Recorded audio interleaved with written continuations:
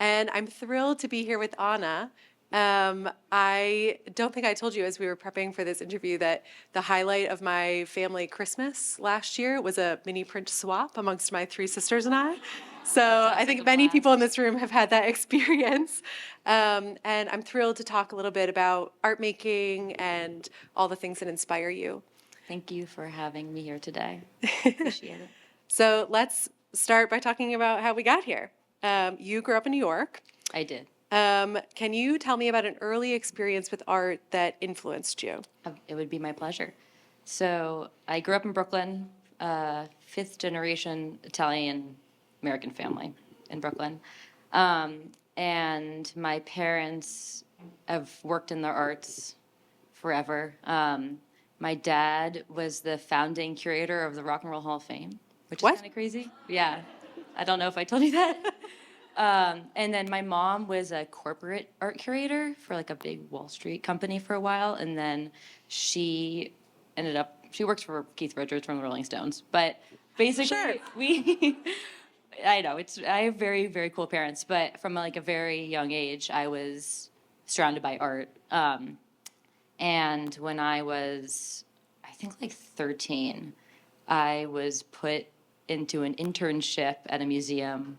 And then I interned at museums until I was like 23. And then I started this business. That's awesome. Yeah. But so like after school, this is crazy. I know it's crazy. But after school, I would, on Wednesdays, I would leave my last period. I would skip my last period and I would go right to the MoMA. And I would have my special little teen museum internship and at the Met and the Frick and the Longhouse Reserve and the New York Historical Society.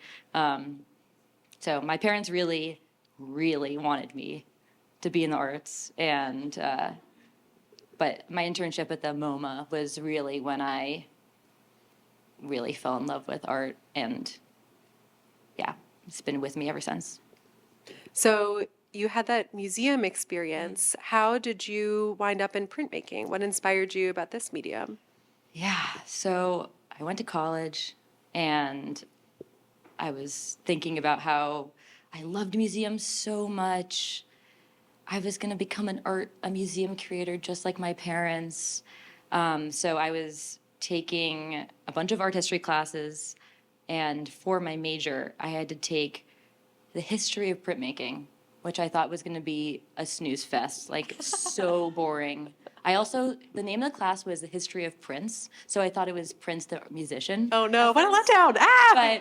But yeah, the history of printmaking, and I was like, oh my God, this is going to be really boring.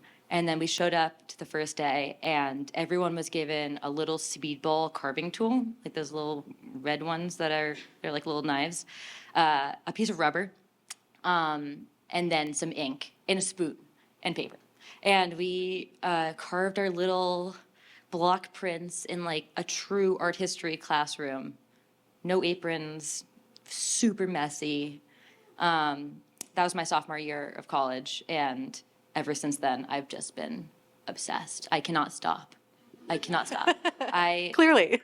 I've been making art for like since childhood, I'd say, but I never found a medium that I really liked. I love drawing. I'm really bad at painting.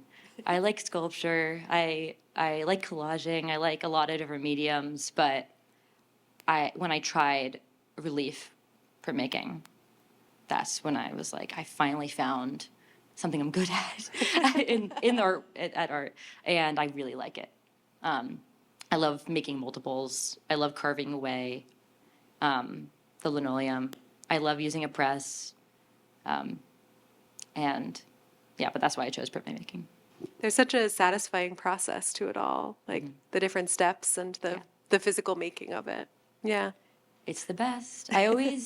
I did darkroom photography in high school, and I really liked the surprise of you're like doing all this work, you're doing all the chemicals and stuff, and then finally it develops, and you're like, wow, that's awesome. And I feel like with printmaking, it's even faster. It's like Less I suspense. drew this thing, and then I carved it backwards, and then I put it through inked it up, and I put it through my press. I can just do it over and over and over again, and it's like a hit of dopamine every single time. It's so fun. Yeah, I hope that the vending machines are also like that. But for me, I like the printmaking is what is the special surprise. And you've made a lot of work centered on food. That's clearly a really important inspiration for you. Can you tell us a little bit about why? Yeah. So after college, I graduated in 2019, and then we went right into the pandemic, and I was living with my parents. And Addie, my wife, she's right there. She's blonde. We wanted to move to Maine. This is a long story, sorry. But we We're wanted buckled to move, in. okay. We wanted to move to Maine, and Addie had this farming job lined up at Wally Farm, and then she was also working at Wolf's Neck. But I hadn't gotten a job yet. So we moved here, and Addie was going to work 2 farm jobs and work every single day the entire summer so that I could follow my printmaking dreams, which is pretty insane. Yeah, but so I was selling my prints on Instagram for like $10 a print. Crazy, like really expensive, $10 print. But basically, I had these cheering up sales where you could Venmo me $10, and then I would send a friend of yours a print to cheer them up during the pandemic. That's so It was very nice. cute. But then we moved to Maine, and I had been carving prints for like 4 or 5 years by then, and I wanted to define myself online and separate myself from other printmakers. So I looked at my body of work, and I thought, these food prints make me the happiest, easily. My family is really in the arts. We love music. But the thing that really connects me to my family and my sister and Addie the most is food and cooking and eating and finding really fun restaurants and growing vegetables. It just really clicked in my head. It was 2020. And I've been doing it ever since. I love that sort of grew out of that period in 2020 also when like being together around food felt like such a luxury, like something we were really missing in that time for many of us. And so much of your work makes me think of those moments of like being around a shared table with other people and making memories over food. Yeah. That's a really nice way to put it. We've talked a little bit about foods that you love, but that do not translate well to a print. So tell me some foods that you have tried to print or wanted to print, but that have just, we've never seen because they just are not appetizing on the page. Okay. We were just talking about this, but my whole team is in town for the first time ever. We have a meetup, an offsite. They're right over there. And we're going to Crispy Guy after this, which is my favorite restaurant. I love them so much, but I made the most hideous print of all time. These chicken wings are so ugly. Oh my God. But I love Crispy Guy fried chicken so much, and it's so sad that my passion can't be translated through art. I guess you'll just have to eat more chicken wings It's a lot for of- inspiration. A lot of the really tricky ones are like mysterious meats. I don't know if I'm allowed to say this. I'm going to say it anyway. We're working with the NFL on something, and it's like kind of been revealed. I think it's fine, but we were working with the football team, the Eagles, and the team really wanted Philly cheesesteak prints, and I told them no. I told them this is really, really bad. And they're so delicious, but not going to translate to the medium super well. Can't win them all. Nope, definitely not. You mentioned that you knew that you wanted to move to Maine. Portland has an incredibly vibrant printmaking community. Why Maine? Like, what brought you here? How does the city inspire you? Yeah, so when Addie and I graduated, we wanted to start our lives together in a new city. I'm from Brooklyn. She didn't want to move to Brooklyn. I didn't want to move to Colorado. It's okay. Um, and our best friends went to Bowdoin, and they were living here. And then we visited Portland on a really cold, snowy night in December for the first time. And that was like my first time to Maine. And I know I don't know what we were thinking. But that night happened to be the Portland print crawl. And I had no idea. We arrived in Portland and I saw all these flyers everywhere. And basically, the Portland print crawl is all of the printmaking studios in Portland open up their doors, and you get this little passport, and you get a stamp or a print at every single location. And I'd never seen anything like that before in my life, and I felt like it was a sign that I had to move here and start a printmaking career in Portland, Maine. But yeah, and then the farming, Addie's farming. There's an amazing farming community here, so it kind of made sense. And we love the ocean, and the food is really good. There's a bunch of really good things, but I do feel like the printmaking community has definitely helped me get on this stage 100%. I was a member of Pickwick for 4 years or 5 years, and they're the best. I love them so much. Such a amazing, accessible studio, and they will teach you how to do new skills and will help you on if you ever have a problem with the press. And they're just really friendly, wonderful people there. You should join. Speaking of farming, you and I first met because we were talking about the Inciardi tomato. I wonder who here has a tomato print? Do we have any print? Okay, I don't know why I asked that. I can't see half of you. My bad. Okay, so I'm wondering if you can tell us the story of the Inciardi tomato. What's the deal? Okay. How is it present in your life today? Oh my gosh, we eat so many of them. So in 2021, I was really launching into the food printmaking. I was obsessed. I was going through I made like a shopping list of different vegetables. And also Addie was coming home with a bounty of vegetables every single day. How could I resist? But that summer, I went through like a bunch of different produce. So I did arugula and lemons. Oh no, you can't grow lemons, but in Maine. But there was a bunch of delicious produce that I carved that summer, and that was the summer I did my heirloom tomato print. And at that point, that was definitely my most successful print.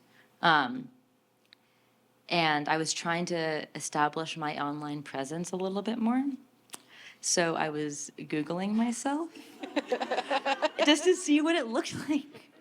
Just to see what it looks like. We've all done it, okay? Just No to see- judgment here. I don't do it anywhere. But just to see what it looks like on the other side. Yeah. So I was looking at, and I wanted to make sure my website popped up. Yeah. There aren't that many people with my last name, so it did pop up. But so I looked up Inciardi baguette because I just carved a baguette that summer, and then Inciardi arugula, Inciardi lemons, and then I looked, and all those times my website was popping up, thank God. And then I looked up Inciardi tomato, and my website did not pop up at all. And 15 different websites about this heirloom tomato that was going extinct in America called the Inciardi tomato popped up. And I know every single Inciardi in this country. I know all of them. And none of them knew what this was. I immediately called my grandmother and I was like, "You never told me about this. What the heck?" And then I read about it, and it turns out my great uncle came over from Sicily in 1898 with tomato seeds sewn into his clothing to get through immigration. And he skipped Brooklyn for some reason and went right to Chicago. And that's where he raised his family and grew my family's heirloom tomato variety in his backyard. Incredible. I know, right? So it's going extinct, or was. It was going extinct in America. There were only a couple of farmers, really like two, growing them in the country back in 2021. And we got in touch with one of those farmers, and it happened to be very close to our college in Ohio. And I sent him a print, and he sent us 10 seeds. And then Addie grew all the tomatoes and has saved the tomato from extinction. Isn't that crazy? Sorry, I know you hate this. And I think I know why when it was going extinct. It's kind of ugly. It cracks, and it's a paste tomato. So you're not gonna really slice it up. Most people are not gonna slice it up. It's more of a sauce. It's a paste tomato. So you're gonna put it in a sauce.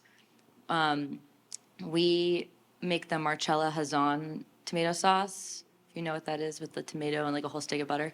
And then we put Inciardi tomatoes in that, and it is the best thing ever. But it really felt, when I found out about this story, it really did feel like my decisions in life were like what I was supposed to be doing. Yeah, it feels like a sign. Yeah, it really felt like a sign. Marrying a farmer, making art of food. I don't know. It still sticks with me. Your great great uncle would be proud, I think. Yes, Enrico. And if you want any tomato seeds, you should email me because we have a couple thousand.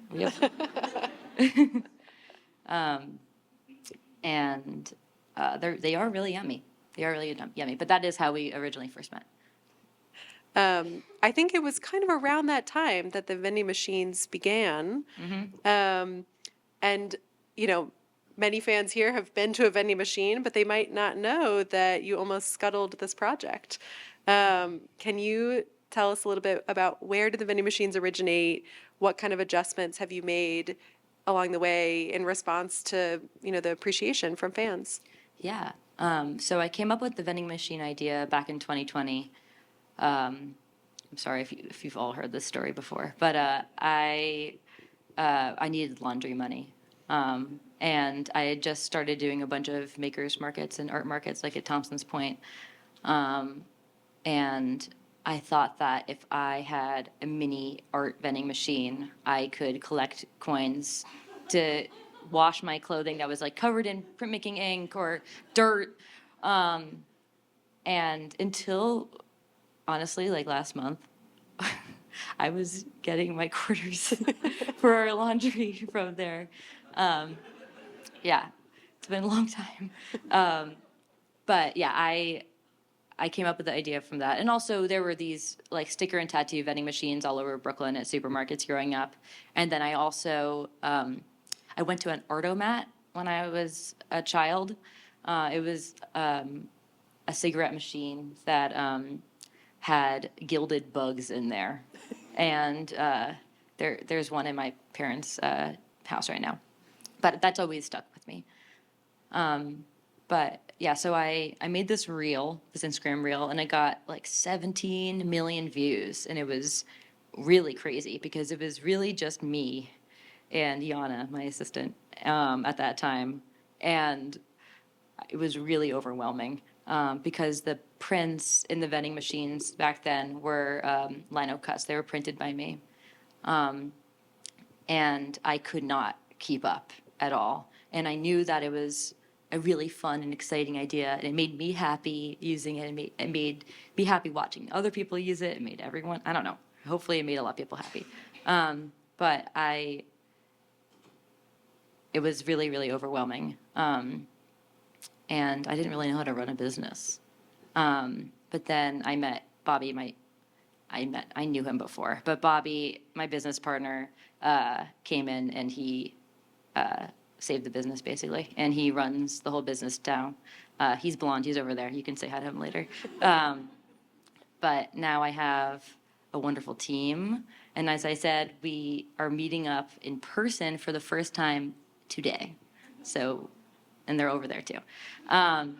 But they are account managers and social media managers and help make us have, I think we have 125 locations, or maybe 130. And hopefully we'll launch even more next week, maybe. Yeah, hopefully. Hard to keep up. Yeah, I hope so. Was that your question? Yes. Okay, good. Can you very quickly maybe describe the difference? You mentioned lithograph printing. Can you describe the difference between a lithograph print and a risograph print? And Yeah. talk about how you make the prints for the vending machines today. I don't know anything about lithograph printing, honestly, but I do know about lino cut printmaking. Oh my God. No, it's okay. I wish. That's what I get for not wearing my glasses No, on no, no. stage. I wish I knew more about lithograph printmaking because it is really cool. The difference between lino cut and risograph printmaking. So I carve with my little carving tools. They have the shapes of the tools. They're little knives, and they're either like a V or a U. And I carve with my palm into a linoleum sheet. And I carve. It's the opposite. Well, no. The image is going to be, I carve it, I draw it and carve it reversed. And then when I print it, it's forward. That would really Does that break make my sense? brain. Yeah. It took makes me sense a while to figure it out. conceptually, but it sounds hard. Yeah. And then I ink it up with my little brayers. And then I have 2 printing presses. One of them is this big. And I inherited it after I graduated college. And I think that is one of the reasons why I make mini prints, is because my press was this big and I couldn't make anything any bigger. I have a press that's this big now and I don't really use it. What's the point? But yeah, so I do lino cut printmaking, which is relief. So I ink it up, and then when I send it through my press, what I carved away is white, if the paper is white. Does that make sense? Mm-hmm. Okay. Yes. And then, from what I understand, risograph printmaking is a stencil duplicator, and it is. I can describe it as fast Japanese screen printing. So imagine if a Xerox machine and a screen printing person had a baby, and that's what it is. You can only print one color at a time. So it's not like I'm using my inkjet printer to print these things. I like to think that they're more artistic than that because it is real printmaking. We also are able to print a lot more at a time than lino cut printmaking, and we can also keep it super affordable, which is fun. Nice. So even though it's a little faster, it's still printing each color kind of individually kind of in that detailed way. Cool. Lots of readers. I think the most common question we got from readers in advance of this event was, what's your favorite print?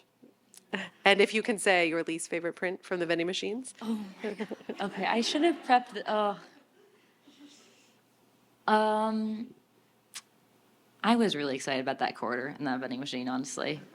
I've been talking about this thing for so long, and I've always wanted to do it. But that's not my favorite print.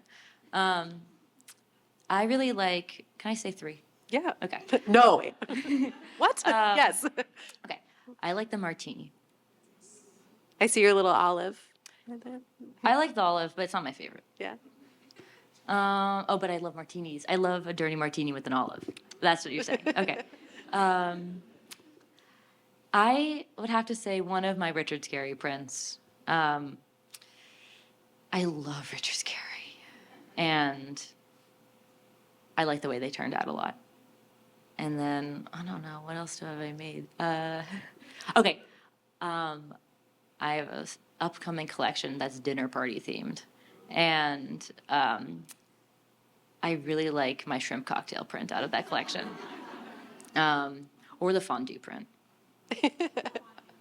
Or no one's seen them though, so you don't know yet. Hopefully no one's seen them. Yeah, I would have to say those. And then my least favorite, I don't think I could say that. Okay. We'll move on. Just we'll let you all guess Yeah, afterward. you can guess. You can guess. I know a lot of people are over the hot dog and they don't want to see it anymore. I read the comments. I read the comments. I know you don't like that print anymore. I'll do something about it. We were actually gonna make like a hot dog T-shirt to sell this season, and then I was on the Facebook group and I saw people not liking it, and I was like, okay, I won't do it anymore. No, no, no, no, no, don't be sad. It's okay. We have like a lot of other fun stuff going on, but it's okay. It's okay. No hot dog haters here. I love eating hot dogs. They're delicious. You talked a little bit about this, but I want to come back to it. You went from basically being like a very small one-person operation, two-people operation, into this team across the country. And I wonder, like, what has that transition looked like for you? It has been, I mean, I couldn't imagine this in a million ever years. There's no way I could have, yeah. It's a total dream come true. And I love working with my team. I love working with all of our clients, all of our vending machine hosts. I I really thought I was going to end the vending machines because it was so overwhelming, and I really liked my lino cut career. But this is really fun. It's really really fun, and I love creating mini prints and having community of people who like using the machines and collecting them. Is that a good question? Yeah. Okay, good. Yeah, it sounds like you have found a way to make the best parts of the art making stay alive, while also having business support around you. Oh my gosh, I could not do it alone. There's no way. Yeah. There's no way. So, speaking of making it all happen, let's talk about the logistics. How do the vending machines work? Like, how do you get in touch with clients? Do they get in touch with you? Do they choose the prints? Do you choose them? Walk us through. I know everyone wants to know. So, for the most part, every single one of our vending machine hosts reaches out to us. And then we talk to them and see if they want a machine. And then if they're into it, we will send them a machine or we'll install it. There are groups of machines in certain cities, and I think that's because another store will see how fun it is in in another store, and they're like, I want one of those. And then there are some cities where no one has heard of us and no one understands, and that's okay, which is really weird to explain that I have a mini print vending machine business. And then the stores pick out the prints. So this vending machine that's in here is my first time I ever picked the prints in a vending machine. Really? Yeah. Wow. Yeah. Exciting for us. I know. And I do get to decide a lot of the art. So it's not like I have no say. But people do, the hosts of the vending machines, the museums, the bookstores, they pick out the prints. But I do want to reach out to some of my dream stores and brands in the future. But as of right now, the way that we normally get a vending machine into a store is by a Gen Z intern seeing us online and being like, look at this thing. Like, there's this mini print vending machine in this store, and you can go and get it for $4. But yeah. Okay, dream collab. Tell us. Oh my gosh. My business partner and I were talking about this yesterday. Lego, Jellycat, the Met, the MoMA, LL Bean maybe. I don't know. That'd be fun. Like little like Bean Boo prints. That'd be really sweet. Who else? What else? I mean, I have lots of dreams about this kind of thing. What are my favorite foods? Chicken wings. The women's national soccer team. Love them. Ooh, nice. Maybe Domino's Pizza. No, that's a secret. No, no. I was saying in the green room how I like Domino's. I like eating Domino's. Um, yeah. Is there anything else you can think of? Okay. We've talked a little bit about Richard Scarry. Um, can you tell us a little bit about that project and how that came about? Yeah. Richard Scarry has been seriously one of my greatest inspirations of all time. I read his books as a child. I have a lot of them. I have posters in my studio. So I got this email from Penguin Random House out of the blue from their team, and they represent Huck Scarry, who is Richard Scarry's son. And if you're familiar with the Richard Scarry books, there's a character named Huck, and it's named after his son. And he lives in Switzerland, and basically Penguin showed Huck the prints and the vending machines and reached out to us about collaborating. And that has definitely been the most exciting and biggest collaboration I've ever done. I still can't believe it that I got to work with Huck, and I'm making more. So there's going to be a couple more prints, and you can find them. And the Richard Scarry machines, they're at Back Cove Books And print in Portland, print. and then at Hayden Bar and Books in Bar Harbor. Nice. And then there are a bunch of other locations around the country. And then we are launching even more, right? In the next. Our Richard Scarry account manager is sitting here, and she knows everything. So, I think we have like 10 more launching in the next week. I think not in Portland, not in Maine, unfortunately. But we are going to be adding more Richard Scarry catalog prints in there. So, and they'll recycle through. Yeah. I laughed so hard when you were talking about Gen Z interns fueling the vending machines. I'm wondering, like, why do you think the vending machines have been so popular, especially with younger generations? Okay. I think that there's a few different factors. I think that the retroness of the machines is special right now. So much of what we all do, especially me, is online and not in person. And I think having something truly analog, you do not plug in these machines, you push it in and you pull it out, and then that's how it works. I think that the retroness and the nostalgia of the machine is one of the leading things. I think that the affordability, hopefully, is one of the reasons why they're popular.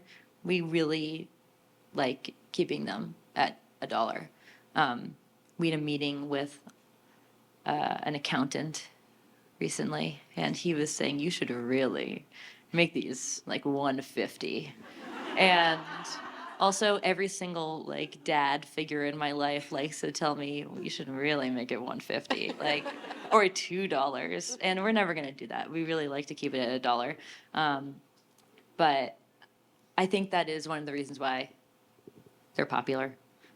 Like, you can't get anything for $1, like Arizona iced tea. And I love Arizona iced tea, but this is an actual work of art that hopefully everyone can buy. Most people.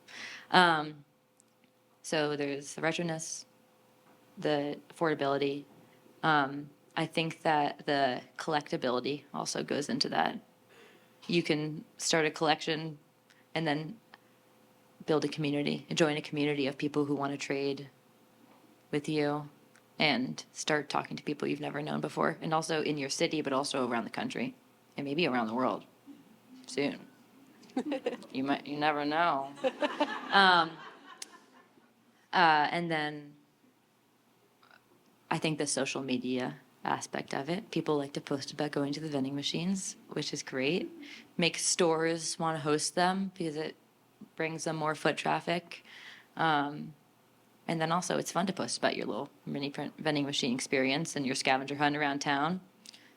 And then hopefully people like the art, and that's why it's popular. But I think it's a bunch of different aspects Yeah. of those things. You talked a little bit about that it's really important, like it's never going to be more than a dollar. And Yeah. I'd love to come back to that. Like, why is that so important to you? Everything costs so much these days. And it's nice to have something that is really like I made these machines to spark joy. And it's nice to have something that is super affordable, that can make you happy. And why I don't ever want to change that. It's special. What I don't know, like how much is a Costco hot dog? I don't know. $1.50. And I love hot dogs. I love hot dogs. But I was ready. I would love to be have my artwork less than a Costco hot dog, and maybe it'll last longer. You know, Hopefully. maybe. We have talked a little bit about Addie. And you and Addie started Feastland Farm this year. Can you tell me a little bit about how that endeavor has impacted your art making, and what your role in the farm has been? I have my only role in the farm is making the art for the CSA. My hands are covered in ink and not dirt, and I do not have very big muscles, and I get very tired. and I have to wear like a hat, and you know, I'm really not made for farming at all. So I do not take any of the credit of the actual vegetable growing at all, really. But it has been so amazing watching Addie start her farm and grow all these vegetables. And for the CSA, I have been carving a new lino cut every single week for the past 19 weeks now, which is a big challenge, because I haven't really been making lino cuts past year. Really just, well, editions of lino cuts, I should say. When I make a mini print, I really only print it as a lino cut a few times and then turn it into a risograph print, and I don't really touch it anymore. But it's been a really fun and hard challenge, to make a new print based on a vegetable in her CSA every single week. This morning we printed Swiss chards. So if you're part of the CSA, that's the print tomorrow. And hopefully that has inspired you back. Yeah. Okay, good. Was there a second part to that question or no? I don't think so. Okay, good. That's great.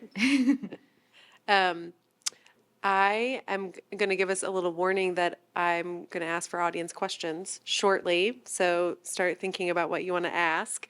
But we've talked a little bit about the collectability of the mini prints. And I wonder, like, are there things in your life that you have collected over time or that you like to collect? Oh, yeah.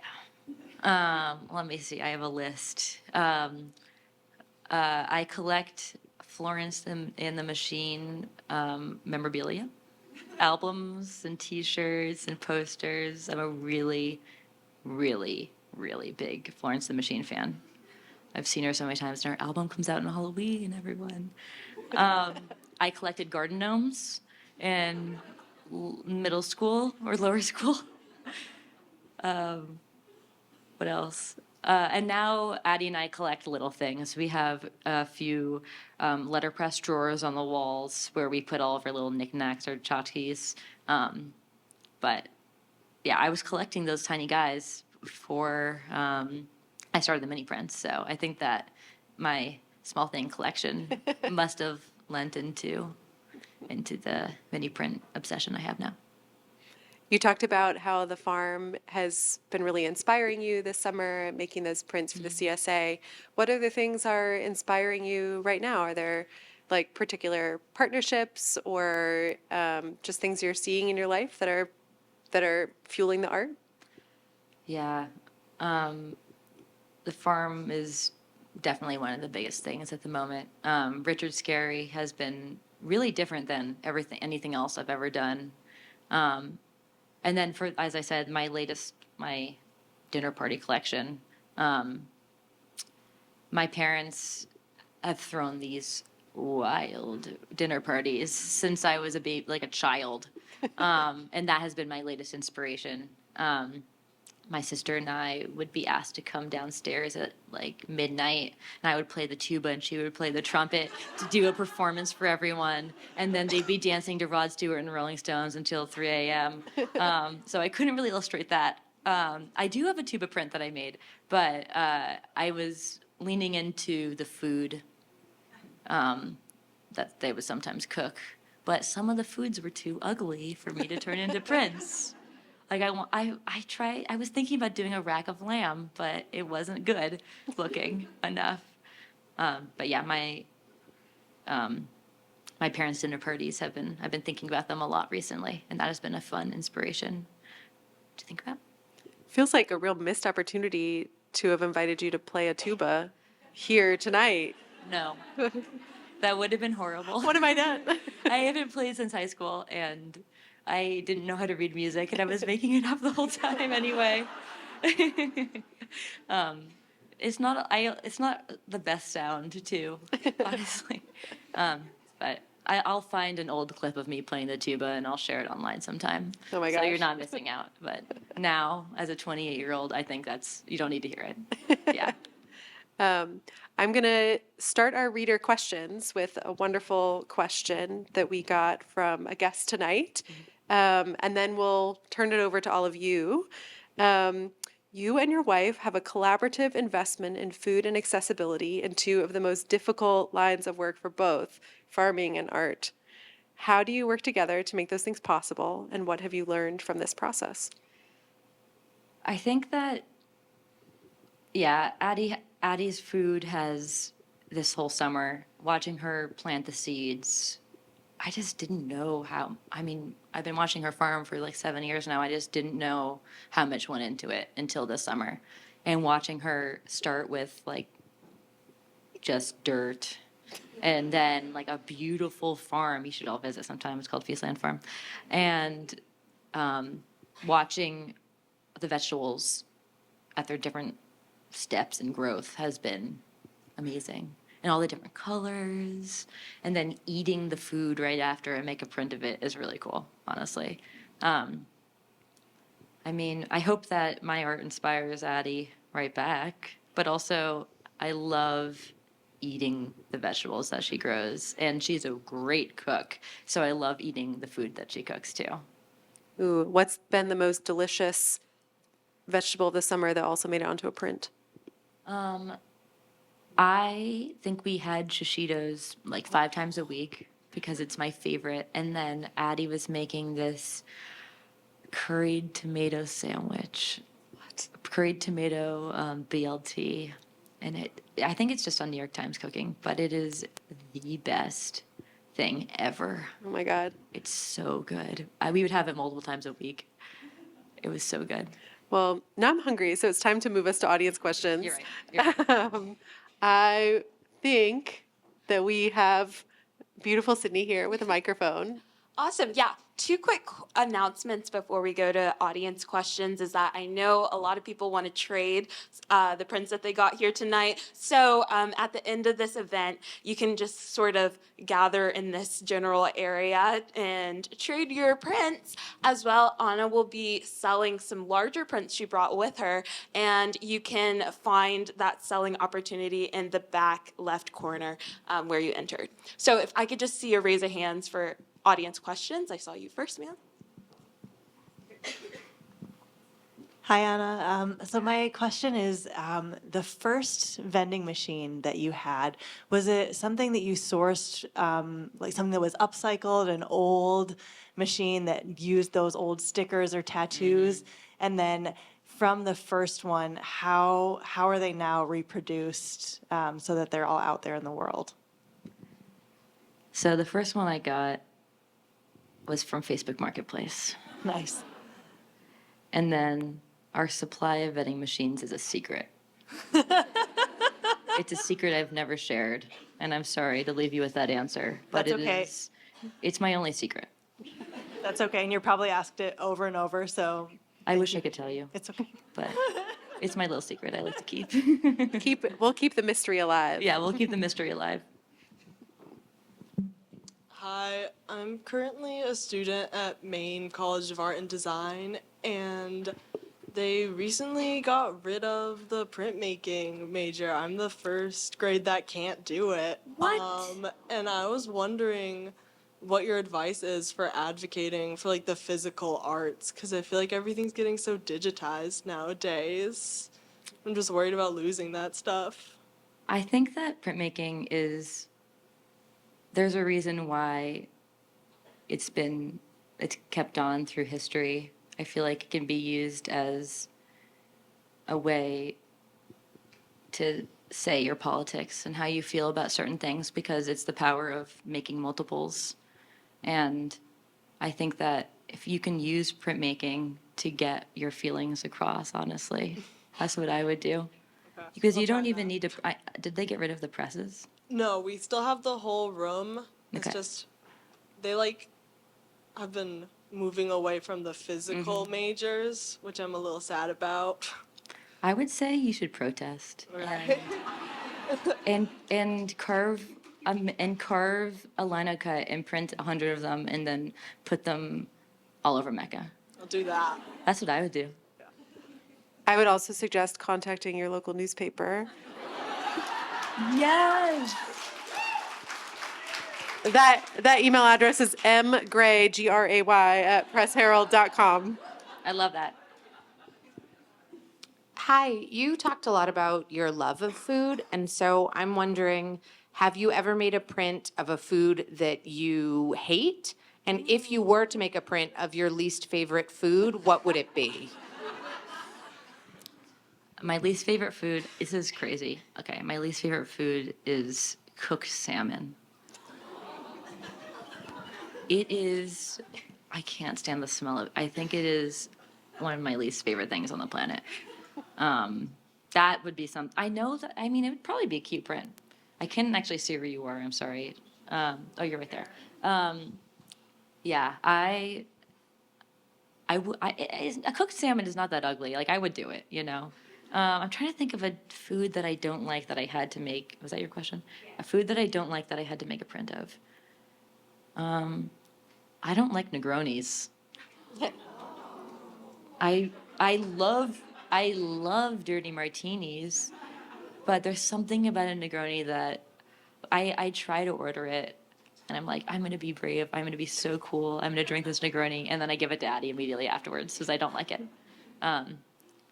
There's probably something else out there, but the Negroni is definitely the first thing that comes to mind. I was curious about the collaborative process with the hosts for custom prints, like at the parish and at the Clark, and then what happens to those custom prints if they don't continue to contract or those sort of just disappear? That's a good question. I love doing those custom prints for different institutions. I think it's fun recreating another work of art in a different form. I was a little bit nervous about doing that at first. But I think that it's the translation has gone okay. It's interesting what you say about prints going out of circulation, though. We have 120, I think, or 20 something machines, and we've only had a few that have been left the building. Everyone signs a 4-month contract, and then, well, I think for the most part, and then everyone just extends it if they're still liking it, which most people do. I think there's a few machines, like 3 or 4 places who, after the contract was done, they were like, "We love this, but we're done." And we're thinking about offering mini packs to those locations so that people can keep on getting those custom prints, and hopefully they can sell them online as well, so people around the country can get those as well. Yeah. All right, and this will be our last question of the evening. Just as a call out, give us about 2-ish minutes to set up the tables and prints before Ana comes and sells. Raise their hands. Yeah. Hi, my name is Hoining, and I work at Bates College at the Center for Purposeful Work. And I was wondering if you could speak a little bit about, as an artist and as an entrepreneur, what brings you the most meaning and purpose in your life? Hi, we know each other. The most meaning and purpose in my whole life? I mean, it has to be this and Daddy and the farm.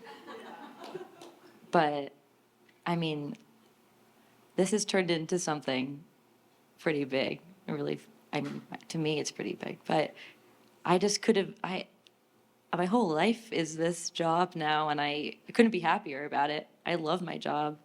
But bringing people joy and helping start a new community of people, I think, has been,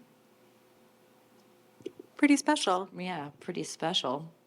I think that, yeah, that would have to be this. And Daddy. So as we wrap it up here, I think maybe a good place to leave us would be to tell us a little bit about your future plans. What should we keep an eye out for? I think, there might be some international machines in the future, which is pretty fun. I don't know how many, can I reveal any upcoming collaborations? Okay, besides that's big. We are doing our first pop-up store in New York. Wait. But it's at Grand Central Station. It's for two months. We're gonna have 5 vending machines there and a lot of merch, lots of different things to buy. And if that goes well, we might just have to open a store here. I don't know, but only if it goes well. Only if it goes well. If it's a flop, then I probably shouldn't open like a permanent retail store. But it's not that one day I would love to have a store here. Imagine like a vending machine emporium with vending machines built into the walls. Wouldn't that be so fun? And exclusive prints. I think it'd be really fun. But I shouldn't even be saying this because it's probably not going to happen. We're manifesting, okay? We're doing it. I'm dreaming big right now. But the Grand Central Holiday Fair Market is definitely happening. And there is a lot of new stuff that is going to be at that location. So if you are able to come down, I think it is November 10th. Thank you. It's November 10th to Christmas Eve. And I'll be there. I'll be down there quite a lot, actually. But we've been working on this since May. We're building we have all these walls, and we're building like a counter, and everything has to be fireproofed for some reason. I don't know why. And we talk a lot about line management. That is what we talk about most days now, is figuring out because last year when we did Grand Central, there was a 30-minute line for like 2 months straight. So we're trying to figure out a way to not make that happen so people can enjoy themselves even more. Well, I trust you all to manage your own line as we move into trading your prints and seeing what other prints Ana brought with her. Thank you so much. What a treat this has been. Thank you. Thank you very much.